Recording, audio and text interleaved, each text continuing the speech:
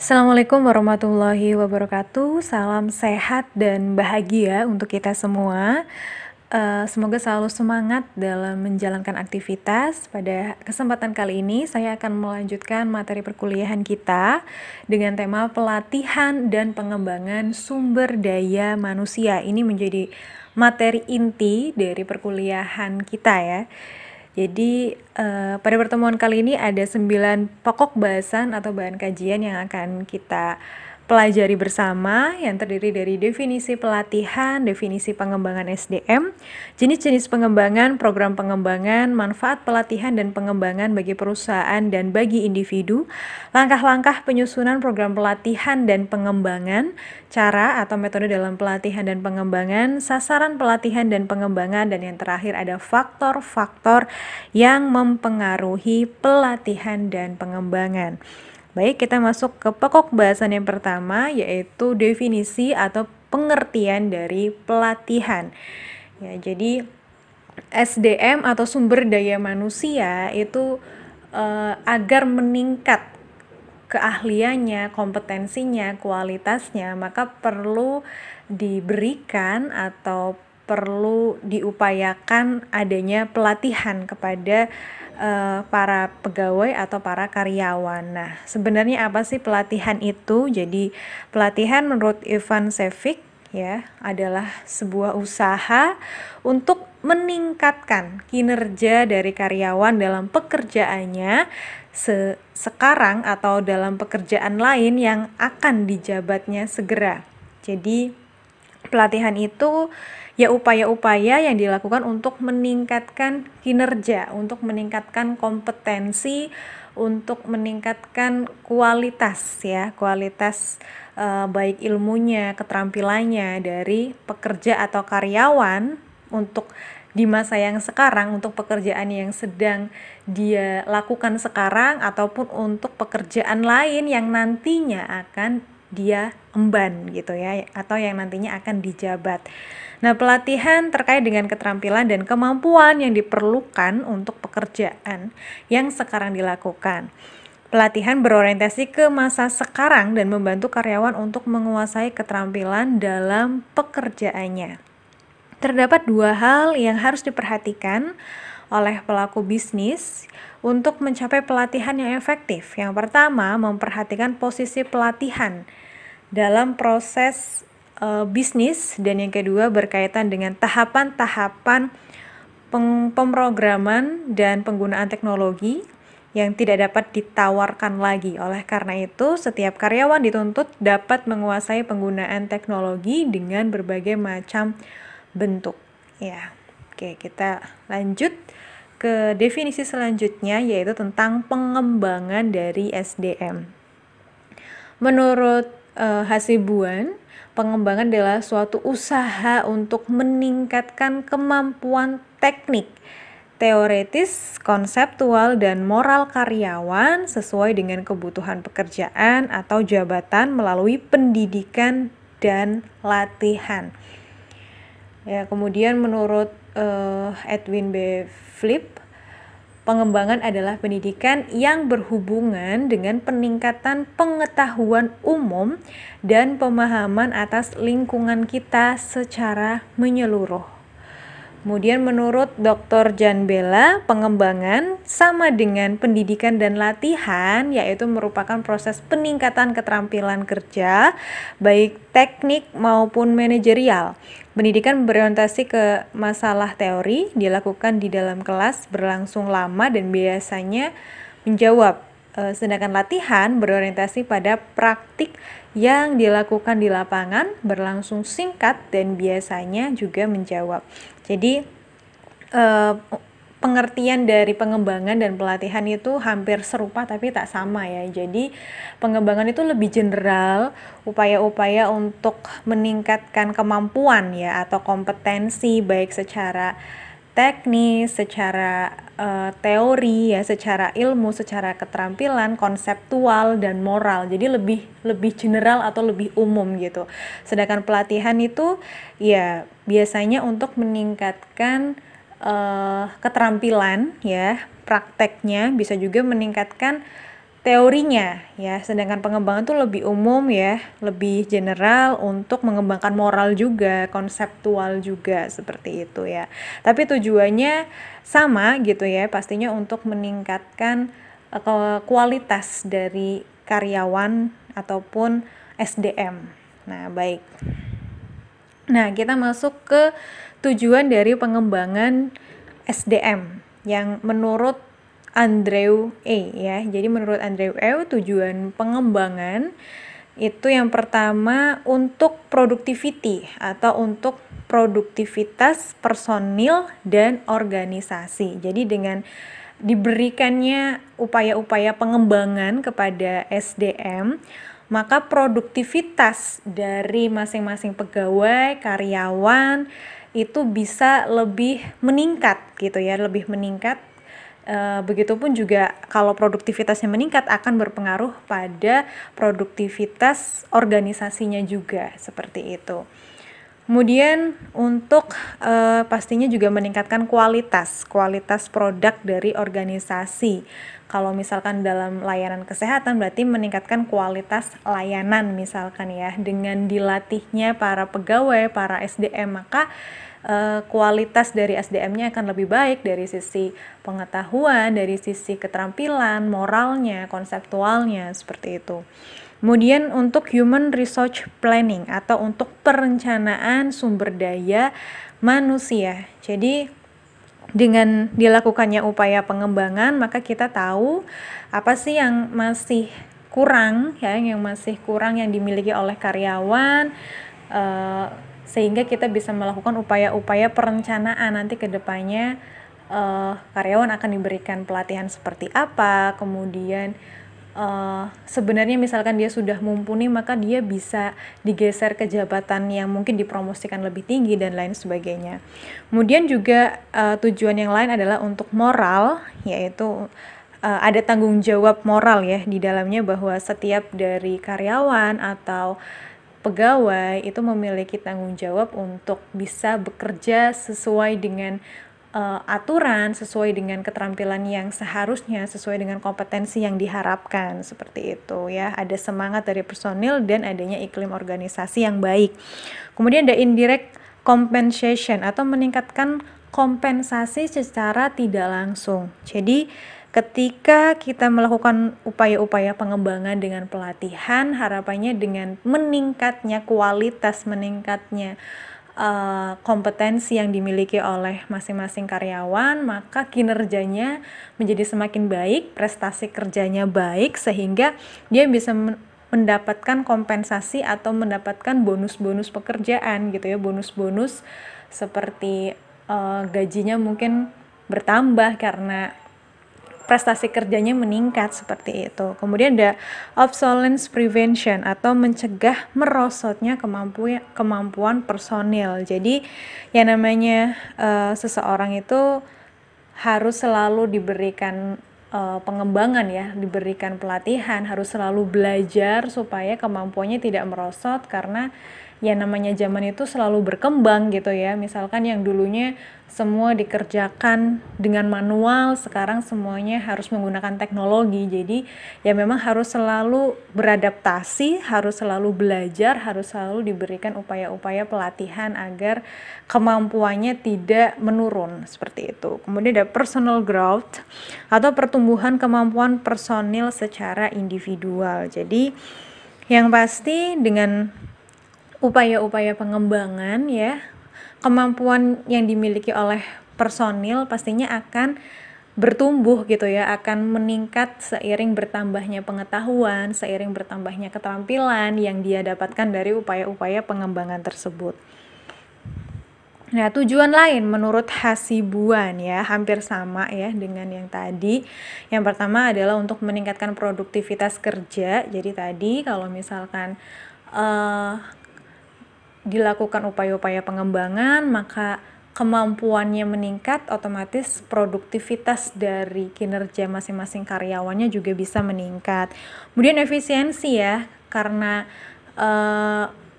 dilakukan upaya-upaya pengembangan, maka dia bisa lebih terlatih untuk melakukan pekerjaan dengan lebih efisien gitu ya, yang tadinya mungkin sebelum dia belajar, dia mengerjakan suatu pekerjaan tuh selesainya lebih lama, bisa nyampe 2 atau 3 jam, tapi setelah tahu ilmunya, lebih terampil, dia lebih efisien lagi dalam mengerjakan pekerjaan yang tadinya bisa nyampe 2 sampai 3 jam, jadi lebih singkat lagi, bisa misalkan 30 menit atau sampai 1 jam. Jadi efisiensi waktu juga gitu. Kemudian mengurangi kerusakan. Nah, dengan karyawan atau pegawai yang dilatih dengan baik ya, diberikan arahan, keterampilan, pendidikan, maka ya misalkan mereka dalam memanfaatkan alat-alat yang tersedia di perusahaan akan lebih baik ya dalam memanfaatkannya, sehingga kerusakan-kerusakan yang ada itu bisa diminimalisir karena para pegawainya itu tahu bagaimana cara menggunakan alat dengan baik, seperti itu. Kemudian mengurangi kecelakaan. Nah, ini juga sangat-sangat penting sekali ya. Jadi kalau misalkan di perusahaan tuh harus ada pelatihan tentang HSE-nya juga, bagaimana dia harus misalkan menggunakan APD gitu ya. Misalkan kalau di layanan kesehatan berarti ya menggunakan masker, misalkan menggunakan sarung tangan latex dan lain sebagainya, menggunakan APD agar ya mengurangi terjadinya hal-hal yang tidak diinginkan seperti kecelakaan di tempat kerja, seperti itu ya. Kemudian meningkatkan pelayanan ya. Jadi ya pastinya dengan kita melakukan upaya pengembangan, maka SDM itu jadi lebih terampil ya, jadi lebih baik pelayanannya, sehingga konsumen pun akan jadi lebih puas gitu. Kemudian moral karyawan jadi lebih baik ya dengan melakukan atau mengikuti upaya pengembangan. Kemudian meningkatkan karir, karena kalau misalkan seseorang itu mengikuti pelatihan dan pengembangan, maka dia bisa lebih baik lagi kinerjanya ya, prestasi kerjanya lebih baik, sehingga tidak menutup kemungkinan dia akan dipromosikan ke jabatan yang lebih tinggi, seperti itu. Kemudian ada kecakapan konseptual, kemudian ada kepemimpinan yang lebih baik ya, ini bagi para manajer-manajer apabila dia telah mengikuti pelatihan ya yang berkaitan dengan bagaimana memanage atau mengelola sesuatu, dia bisa memiliki leadership yang lebih baik. Kemudian prestasi kerjanya meningkat dan memberi manfaat ke konsumen ya. Jadi ketika dia sudah mengikuti pelatihan dan pengembangan, pastinya dia tahu bagaimana cara memberikan pelayanan yang baik kepada konsumen, sehingga konsumen pastinya akan lebih merasa puas ya. Nah, ini ada jenis-jenis dari pengembangan. Yang pertama, pengembangan itu bisa dilakukan secara informal. Nah, kalau informal ini berarti atas inisiatif dari karyawan itu sendiri, atas usahanya sendiri untuk menambah pengetahuannya, menambah keterampilannya ya, dengan berbagai cara, misalkan dengan mempelajari buku-buku literatur ya, atau mencari sumber-sumber informasi dari video atau dari website dan lain sebagainya gitu ya, yang dapat menambah pengetahuan maupun keterampilan yang berhubungan dengan pekerjaannya atau jabatan yang sedang diembannya. Kemudian yang kedua ada pengembangan secara formal. Nah, kalau secara formal itu biasanya dilakukan oleh perusahaan. Jadi perusahaan itu menugaskan karyawannya untuk mengikuti pendidikan dan pelatihan ya, baik yang dilakukan oleh perusahaan, yang dilaksanakan oleh lembaga pendidikan tertentu, atau oleh latihan-latihan dari perusahaan itu sendiri, seperti itu. Oke, berikutnya ada program pengembangan. Nah, program pengembangan itu definisinya adalah suatu jenis rencana yang konkret karena di dalamnya sudah tercantum sasaran, kebijakan, prosedur, anggaran, dan waktu pelaksanaannya. Jadi yang namanya juga sebuah program ya, maka di dalamnya itu sudah tersistematis dan terstruktur apa saja gitu ya, apa saja yang tujuannya tuh apa, sasarannya tuh apa ya, kemudian dasar kebijakannya tuh apa, metodenya bagaimana, anggarannya berapa, waktu pelaksanaannya kapan, seperti itu ya, namanya sudah terprogram, sudah terencana. Dalam program pengembangan harus dituangkan sasaran kebijakan, prosedur, anggaran, peserta, kurikulum, dan waktu pelaksanaannya. Program pengembangan ini harus berprinsip pada peningkatan efektivitas dan efisiensi kerja masing-masing karyawan pada jabatannya. Program pengembangan suatu organisasi hendaknya diinformasikan secara terbuka kepada semua karyawan atau anggota supaya mereka mempersiapkan dirinya masing-masing. Nah, ini ada beberapa jenis program pengembangan ya menurut Kasmir. Yang pertama adalah dengan mengikuti pendidikan ya. Jadi mengikuti pendidikan itu ya berarti karyawan bisa ditugaskan oleh perusahaan untuk mengikuti pendidikan dan pelatihan ya oleh lembaga-lembaga tertentu. Atau bisa juga ya karyawan dengan inisiatif sendiri misalkan mencari informasi-informasi yang dapat menambah pengetahuan dan keterampilannya. Kemudian yang kedua bisa berupa transfer antar bagian. Jadi misalkan ada yang bekerja di bagian SIK misalkan ya, manajemen sistem informasi kesehatan, kemudian ditransfer atau dipindahkan ke bagian misalkan manajemen logistik gitu ya, atau ke bagian manajemen pemasaran. Jadi bisa ditransfer untuk ya tujuannya adalah agar karyawan misalkan sudah cukup lama ya berada dalam satu divisi ya, mereka jadi lebih berkembang, tidak monoton dengan pekerjaannya, jadi lebih belajar lagi tentang jenis pekerjaan yang lain dan tidak merasa jenuh gitu ya dengan pekerjaan yang sama dalam jangka waktu yang lama. Kemudian program pengembangan selanjutnya yaitu berupa promosi ke suatu jabatan yang lebih tinggi. Ya, promosi itu bisa diberikan kepada karyawan yang memiliki prestasi kerja yang baik sesuai dengan standar perusahaan. Misalnya yang tadinya hanya menjadi staff, kemudian bisa dinaikkan menjadi kepala seksi atau kepala bidang ya, seperti itu, atau manajer ya. Itu pastinya kalau memiliki prestasi kerja yang baik ya. Kemudian ini adalah manfaat pelatihan dan pengembangan bagi perusahaan dan bagi individu. Jadi yang berwarna biru ini adalah manfaat pelatihan dan pengembangan bagi perusahaan.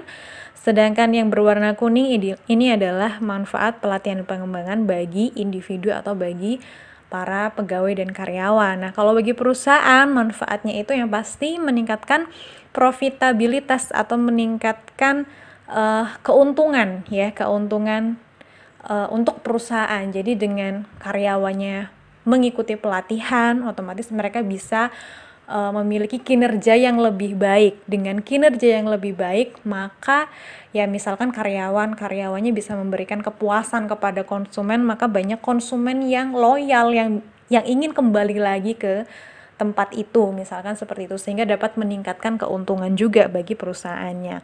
Kemudian meningkatkan keahlian dan pengetahuan kerja ya. Kemudian meningkatkan produktivitas dan kualitas kerja ya. Kemudian meningkatkan efisiensi dan mengurangi biaya operasi yang diakibatkan karena kesalahan operasional ya. Dengan karyawan dan pegawainya itu semakin terlatih ya, semakin ahli, memiliki kompetensi yang bagus, otomatis kesalahan-kesalahannya itu bisa diminimalisir sehingga biaya operasional yang disebabkan karena kesalahan itu bisa lebih dikurangi, lebih diminimalisir. Kemudian meningkatkan pengembangan organisasi. Nah, sedangkan bagi individu atau bagi perusahaan dan karyawan, manfaat yang bisa didapatkan yang pertama adalah membantu pekerja dalam menyelesaikan masalah kerja yang mungkin timbul. Jadi dengan mengikuti pelatihan dia bisa problem solve ya, menyelesaikan masalah-masalah yang nantinya mungkin bisa terjadi. Kemudian meningkatkan motivasi dan kepuasan kerja individu, meningkatkan kepercayaan diri dan pengembangan diri individu, membantu pekerja untuk membuat keputusan yang lebih baik, cepat, dan efisien. Jadi karena sudah memiliki ilmunya, sudah memiliki keterampilannya, jika dihadapkan dalam suatu kondisi di mana dia harus mengambil keputusan, dia tahu dia bisa mempertimbangkan dengan baik mana yang lebih banyak manfaatnya misalkan ya, mana yang lebih banyak resikonya, meminimalisir resikonya gitu ya, sehingga keputusan yang diambil tuh bisa lebih baik, cepat, dan efisien. Nah, ini ada langkah-langkah dalam penyusunan program pelatihan dan pengembangan. Yang pertama dimulai dari need analysis atau analisis kebutuhan, menganalisis kebutuhan dari masing-masing pegawai. Itu apa sih yang dibutuhkan, keterampilannya gitu ya. Kemudian training and development objective atau menentukan tujuan dari pengembangan dan pelatihan. Nah, tujuannya itu melakukan pelatihan dan pengembangan tuh untuk apa saja ditetapkan gitu ya. Kemudian program konten ya. Kemudian yang terakhir ada evaluasi dari pelatihan dan pengembangan. Nah, ini secara lebih jelas lagi apa sih sebenarnya tahapannya masing-masing itu. Yang pertama adalah tadi analisis kebutuhan, jadi mencari tahu permasalahan yang akan dihadapi di masa yang akan datang atau saat ini. Jadi mencari tahu dulu kira-kira kebutuhan pada masing-masing pegawai dan karyawan tuh apa gitu ya. Kemudian penyusunan tujuan pelatihan dan pengembangan. Kemudian setelah tahu kira-kira permasalahan yang akan dihadapi itu ini, disusunlah tujuannya, tujuan dari pelatihan dan pengembangan yang akan dilakukan.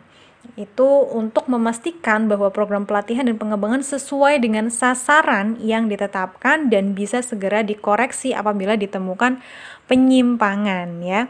Kemudian program konten merupakan ya materi-materi yang akan disampaikan tuh apa saja selama proses pelatihan gitu ya. Lebih dijelaskan juga metode apa yang akan dipilih untuk menyampaikan materi tersebut gitu, misalkan atau pelatihan secara langsung ya, secara offline atau secara online gitu, mana yang lebih efektif misalkan ya. Kemudian evaluasi pelatihan dan pengembangan, yaitu ya setelah misalkan mengikuti atau dilaksanakan pelatihan itu perlu dilakukan upaya evaluasi untuk memastikan apakah tujuan yang telah ditetapkan itu sudah tercapai atau tidak gitu. Nah, berikutnya ada cara atau metode dalam pelatihan dan pengembangan. Yang pertama ada job instruction training, yaitu di mana pekerja langsung menerima proses pelatihan saat ia melakukan pekerjaannya. Jadi biasanya ketika orang bekerja ya, itu biasanya sebelum bekerja itu diberikan pelatihan terlebih dahulu. Tapi berbeda dengan job instruction training. Jadi dia itu ya learning by doing istilahnya. Jadi dia tuh bekerja sambil belajar gitu. Dia menerima proses pelatihan ya saat melakukan pekerjaannya. Kemudian ada job rotation, di mana ya ini pekerja sedang melakukan pelatihan yang berpindah-pindah dari suatu pekerjaan ke pekerjaan lainnya. Misalkan ya ada berbagai macam seksi ya dalam satu bidang, jadi dia berpindah-pindah tuh dari seksi apa kemudian berpindah ke seksi apa kayak gitu. Jadi ada perputaran atau perpindahan. Kemudian yang berikutnya ada presentasi dan pembelajaran di kelas. Dalam metode ini, pekerja mengikuti pelatihan berada di dalam kelas dan trainer berperan sebagai orang yang memberikan materi di depan kelas. Nah, kalau ini tuh berarti lebih formal ya. Jadi beberapa pekerja karyawan dikumpulkan untuk mengikuti pelatihan dalam satu ruangan, kemudian nanti ada trainernya yang menjelaskan atau mengarahkan gitu ya pada para pekerja ini. Kemudian ada vestibule training, di mana metode ini mirip dengan simulasi sebuah area yang dibuat semirip mungkin dengan lokasi kerja yang digunakan sebagai tempat dilaksanakannya pelatihan dan pengembangan. Oke, kemudian ada role playing and behavior modeling. Jadi kalau metode ini itu namanya juga role playing, jadi menjalankan peran yang berbeda-beda. Misalkan ada waktu di mana karyawan menjadi staff, kemudian nanti menjadi kepala seksi, kepala bidang. Tadinya di bagian A kemudian ke bagian B misalkan ya, menjalankan perannya masing-masing. Kemudian ada studi kasus ya, di mana studi kasus merupakan metode belajar yang menggambarkan sebuah situasi nyata di dalam perusahaan. Kemudian ada mentoring, di mana salah satu metode pelatihan yang melibatkan seorang mentor bisa berupa atasan atau pekerja yang lebih senior untuk memberikan pelatihan kepada bawahan atau pekerja yang lebih junior. Nah, berikutnya ada sasaran pelatihan dan pengembangan. Yang pertama, yang pasti untuk meningkatkan produktivitas kerja ya. Jadi, apa sih sasaran dari pelatihan dan pengembangan? Ya, pastinya untuk meningkatkan produktivitas kerja, untuk meningkatkan performance masing-masing pegawai ya pada posisi jabatan yang sekarang. Kalau level of performance-nya naik atau meningkat, maka dapat meningkatkan pula produktivitas kerjanya dan pastinya dapat memberikan keuntungan juga bagi perusahaan. Ya, jadi kalau misalkan ternyata kinerjanya baik misalkan ya, kemudian yang tadinya capaiannya itu misalkan dari level rata-rata, tapi karena kinerjanya baik bisa di atas rata-rata, kan berarti bisa memberikan keuntungan bagi perusahaan ya. Kemudian meningkatkan mutu kerja, ini berarti peningkatkan baik kualitas maupun kuantitas tenaga kerja yang berpengetahuan, jelas akan lebih baik dan akan lebih sedikit berbuat kesalahan dalam organisasi. Itu ya, jadi lebih efisien juga, dia tidak banyak melakukan kesalahan, jadi biaya-biaya yang dikeluarkan jadi lebih efisien gitu. Kemudian meningkatkan ketepatan dalam perencanaan sumber daya manusia. Nah, pelatihan yang baik bisa mempersiapkan tenaga kerja untuk keperluan di masa yang akan datang. Apabila ada lowongan-lowongan, maka secara mudah akan diisi oleh tenaga-tenaga dari dalam perusahaan sendiri. Misalkan ada posisi ketua yang kosong karena misalkan ya, karena dia pensiun atau karena mengundurkan diri atau karena berbagai macam hal ya, karena posisinya itu kosong, maka ya posisi kosong itu bisa diisi oleh karyawan dari dalam perusahaan sendiri, tidak perlu mendatangkan karyawan dari pihak eksternal, nggak perlu merekrut lagi dari luar gitu ya. Kemudian meningkatkan moral kerja ya, apabila perusahaan menyelenggarakan program pelatihan yang tepat, maka iklim dalam suasana organisasi pada umumnya akan menjadi lebih baik. Dengan iklim kerja yang sehat, maka moral kerja juga akan meningkat. Kemudian menjaga kesehatan dan keselamatan. Suatu pelatihan yang tepat dapat membantu menghindari timbulnya kecelakaan-kecelakaan akibat kerja. Selain daripada itu, lingkungan kerja akan menjadi lebih aman dan tentram. Jadi kalau kita sudah tahu ya, apa sih bahaya-bahaya yang ada di tempat kerja gitu ya, maka ya pasti kita bisa menghindari berbagai macam bahaya itu, kita akan lebih waspada ya, sehingga ya pastinya kesehatan dan keselamatan kita di tempat kerja itu akan lebih terjaga gitu. Kemudian menunjang pertumbuhan pribadi, yang dimaksud adalah pastinya dengan adanya pelatihan itu dapat memberi keuntungan kedua belah pihak, yaitu bagi perusahaan dan pastinya juga bagi tenaga kerja itu sendiri. Bagi tenaga kerja jelas dengan mengikuti program pelatihan akan lebih memasakkan dalam bidang kepribadian, intelektual, dan keterampilan. Jadi ya pastinya dengan mengikuti pelatihan ada output dan outcome lah yang didapatkan, baik untuk perusahaan ataupun untuk dirinya sendiri, untuk para pegawai. Kalau bagi perusahaan pastinya akan meningkatkan produktivitas dan dapat memberikan keuntungan juga bagi perusahaan, akan meningkatkan profitnya ya. Kalau bagi karyawannya ya pastinya bisa menambah ilmu, pengetahuan, dapat meningkatkan prestasi kerja, bisa mendapatkan intensif yang lebih juga misalkan seperti itu. Nah, berikutnya ada faktor-faktor yang mempengaruhi pelatihan dan pengembangan ya. Jadi misalkan apa sih yang membuat pelatihan dan pengembangan itu bisa sesuai dengan sasaran atau sesuai dengan tujuannya gitu, yang pasti dipengaruhi yang pertama oleh pesertanya nih, peserta pelatihan. Kalau pesertanya itu mereka semangat, memiliki motivasi yang baik, mengikuti pelatihan dengan ya dengan disiplin, dengan senang, dengan sukacita gitu ya, maka ya insya Allah dia akan bisa menerima ilmu-ilmu yang didapatkan dengan baik. Kemudian berhasil atau efektif tidaknya suatu pelatihan dan pengembangan juga bisa dipengaruhi oleh pelatih atau instrukturnya. Kalau instrukturnya itu menguasai materi dengan baik, pastinya juga materinya akan tersampaikan dengan baik ke peserta pelatihan. Kemudian materi pelatihannya ini juga menentukan ya, kira-kira materinya itu relevan enggak dengan pekerjaan yang sedang diemban atau yang nantinya akan diemban gitu. Kemudian lokasi pelatihan itu juga menentukan, misalkan lokasinya itu kurang kondusif ya, misalkan berisik penuh dengan suara-suara, itu bisa mengganggu juga konsentrasi dari peserta pelatihan gitu. Kemudian lingkungan pelatihan ya, lingkungannya mendukung atau tidak. Kemudian waktu pelatihan, nah waktunya itu berapa lama misalkan ya. Kemudian dari pukul berapa sampai pukul berapa gitu ya. Misalkan kalau pelatihannya dipersingkat cuma yang harusnya 1 minggu, dari misalkan dari jam 7 sampai maksimal jam 4 atau jam 5, ini ya untuk efisiensi waktu itu dipersingkat dari jam 6 pagi sampai jam 10 malam dan hanya dilaksanakan menjadi 3 hari. Yaitu juga kalau waktu pelatihannya seperti itu juga nanti malahan jadi nggak bisa berhasil gitu ya, nggak efektif juga gitu.